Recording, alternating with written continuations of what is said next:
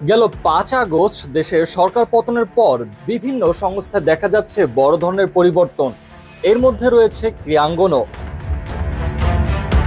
শুরুটা হয়েছিল দেশের সবচেয়ে জনপ্রিয় খেলা ক্রিকেটকে দিয়েই। বিসিবি সভাপতি থেকে শুরু করে অন্যান্য বোর্ডের কর্মকর্তাদের পদত্যাগের দাবিতে শেরে বাংলা জাতীয় ক্রিকেট স্টেডিয়ামের বাইরে ক্রীড়াপ্রেমীদের হাতে প্লে কার্ড নিয়ে সমাবেশ করেছিল। এরপর দেখা গেল ঊর্ধ্বতন কর্মকর্তাদের পদত্যাগ, যার প্রতিচ্ছবি এবার দেখা যাচ্ছে দেশের অন্যতম জনপ্রিয় খেলা ফুটবলেও।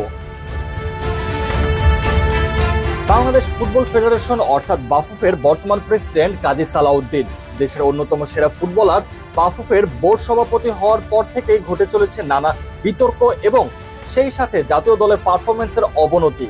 নানা ধরনের আশার বাণী দেখিয়েও ব্যর্থতা ঘিরেছিলেন তিনি।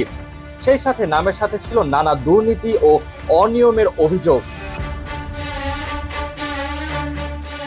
যাই হোক, সরকার পতনের পরে একবার অবশ্য সালাউদ্দিন সাহেবের পদত্যাগ নিয়ে বিক্ষোভ মিছিলও করা হয়েছিল।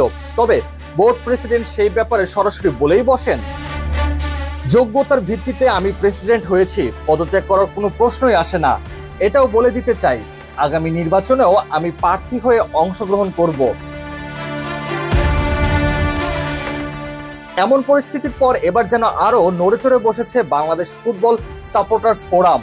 গেল 19 আগস্ট এক সংবাদ বিজ্ঞপ্তিতে কাজী সালাউদ্দিন এবং তার যাবতীয় অনিয়মের অন্যতম দোসর মাহফুজা আক্তার কিরণকে সহ আগামী 7 দিনের মধ্যে পদত্যাগ করার জন্য সরাসরি এক দফা দাবি জানিয়েছেন।